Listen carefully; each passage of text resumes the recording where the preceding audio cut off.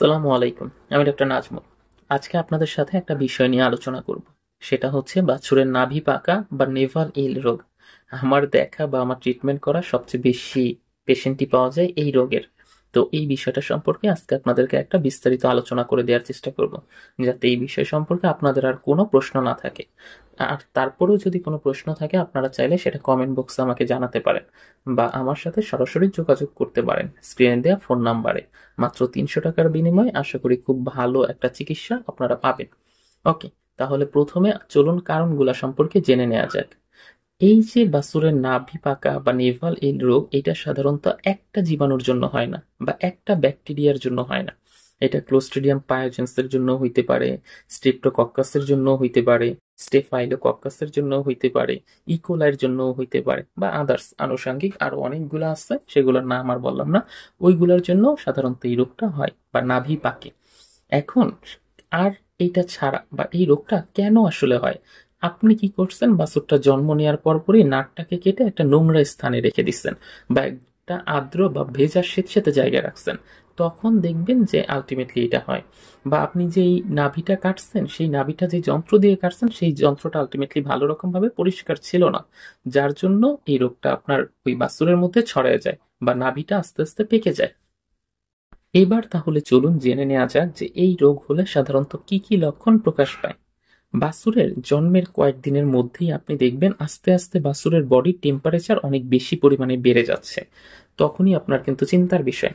আপনি প্রথমেই গিয়ে তখন ওর নাভিটা চেক করবেন যে ওর নাভিটা বেসিক্যালি শুকাচ্ছে কিনা। আর যদি সবসময় ভেজা থাকে বা ওই জায়গায় আপনি যখন ধরতে যাবেন তখন দেখবেন যে একটা ব্যথা থাকতেছে, ভেজা ভেজাও থাকতেছে আর ব্যথাও থাকতেছে। আর চাপ দিলে ওই জায়গাটা, নাভিটা আস্তে আস্তে কিন্তু নরম হয়ে যাওয়ার কথা, শক্ত শক্ত লাগে এবং বাছুর এটা ধরতে দিচ্ছে না, প্রচন্ড ব্যথায় ছটফট করতেছে। আর যখন হালকাভাবে ধরবেন তখন এই জায়গায় একটা গরম অনুভব করবেন। নাভি থেকে আস্তে আস্তে দেখবেন যে একদম ফ্রেশ ব্লাড বের হচ্ছে, অথবা একটা পুজের মতো, মানে পেকে যাচ্ছে যে ওই পুজের মতো তরলটা বের হচ্ছে। অনেক সময় আপনি এই স্টেজেও যদি ট্রিটমেন্ট না করেন, মানে এই পর্যায়েও ট্রিটমেন্ট না করলে ওই নাভির ভিতর পোকা জন্ম নেয়, পোকা হতেও দেখা যায়। আর যেহেতু ওর বডির এই জায়গায় এরকম সমস্যা চলতেছে, এই জন্য ও তো আর তখন মায়ের দুধ খাবে না, আরো হচ্ছে বডি টেম্পারেচার অনেক বেশি, যার কারণে দিন দিন আরো দুর্বল হয়ে যাবে। আর ওর যে পায়ের গিরাগুলো আছে, জ্বর আসার কারণে দেখবেন যে পায়ের এই গিরাগুলো ফুলে যাবে এবং ওই জায়গায় প্রচন্ড পরিমাণে ব্যথা হবে, যার জন্য ও দেখবেন তখন হাঁটা চলাও বন্ধ করে দিচ্ছে বা হাঁটলেও খুঁড়ায় খুঁড়ায় আলটিমেটলি হাঁটতেছে। এবার চলুন জেনে নেওয়া যাক যে এই রোগটা হলে সাধারণত আমরা কি কি ট্রিটমেন্ট করতে পারি বা আমাদের চিকিৎসা পদ্ধতিটাই কিরকম হবে। প্রথমেই আমরা যেহেতু জানলাম এটা ব্যাকটেরিয়ার জন্য হয়, তাই আমরা এখানে কি ব্যবহার করব? অ্যান্টিবায়োটিক ব্যবহার করব। অ্যান্টিবায়োটিক কোন গ্রুপেরটা ব্যবহার করতে পারি? আমরা সাধারণত এখানে চাইলে পেনিসিলিন, তারপরে অক্সিটেট্রাসাইক্লিন, অ্যাম্পিসিলিন বা সালফোনামেড গ্রুপের ইনজেকশনটা ব্যবহার করতে পারি। আর ওর বডিতে তো ব্যথা আসছে, ব্যথা নামক ওর বডিতে তো ব্যথা আসছে, ব্যথার জন্য আমরা এখানে সাধারণত টলফেনামিক অ্যাসিডের যে গ্রুপটা আছে, এই গ্রুপের ব্যথানাশককে ব্যবহার করতে পারে, যেমন টলফাভেট আছে, তারপরে হচ্ছে ট্যামিক ভেট আছে, টাফনিল ভেট আছে, ফেভিনিল আছে। এই গ্রুপের ইনজেকশন ব্যবহার করে দিলে ওর দেখবেন যে জ্বরটাও কমে যাচ্ছে, শরীর ব্যথার যে ইয়াটা আছে সেটাও আস্তে আস্তে কমে যাচ্ছে। এখন এইটা তো গেল অ্যান্টিবায়োটিক আর ব্যথানাশক দিলাম সাপোর্টিভ আকারে, কিন্তু নাভিতে তো পোকা হয়ে গেছে বা পুজ হয়ে গেছে, এটা কি করব?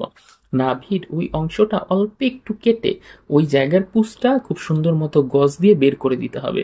আর বা ওই জায়গায় যে পোকাটা আছে, পোকাটাকে বের করার জন্য একটু আইভারমেকটিন 2 থেকে 3 ফোঁটা দিতে পারেন, বা নেগাবন প্লাস ভেট নামক একটা ওষুধ বাজারে পাওয়া যায় পাউডার ফর্মে।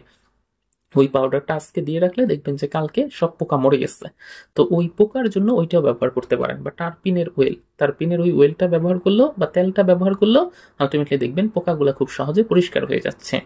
এছাড়াও বাছুর যদি খুব বেশি পরিমাণে দুর্বল হয়ে যায়, খাওয়া দাওয়া বন্ধ করে দিচ্ছে আজকে 3 দিন, আপনি বুঝেনই নাই যে এতদিন এরকম হয়েছে, তখন আপনি এখানে চাইলে কলেরা স্যালাইন ব্যবহার করতে পারেন বা নর্মাল স্যালাইন বা ডিএনএস ব্যবহার করতে পারেন। সাধারণত ডিএনএস ব্যবহার করতে নাই করি, কারণ টেম্পারেচার বেশি থাকবে, শুধু শুধু ঝামেলায় পড়বেন।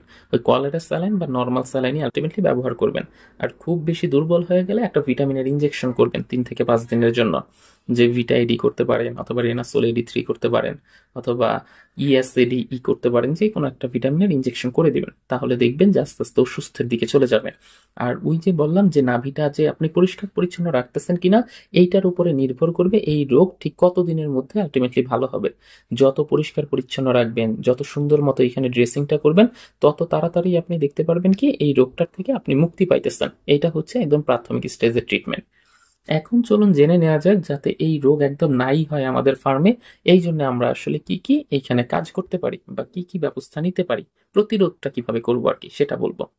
বাছুরের জন্মের পরপরই জীবাণুমুক্ত একটা ব্লেড দিয়ে সাধারণত হচ্ছে নাকটা কেটে দিবেন, এবং নাকটা কাটার পরপরই নাভির চারপাশে টিনচার অফ আয়োডিন দিয়ে খুব সুন্দর মতো পরিষ্কার করবেন, যেটাকে আমরা ভায়োডিন বলি বা পোভিসেপ বলি, সেটা দিয়ে আমরা পরিষ্কার করব।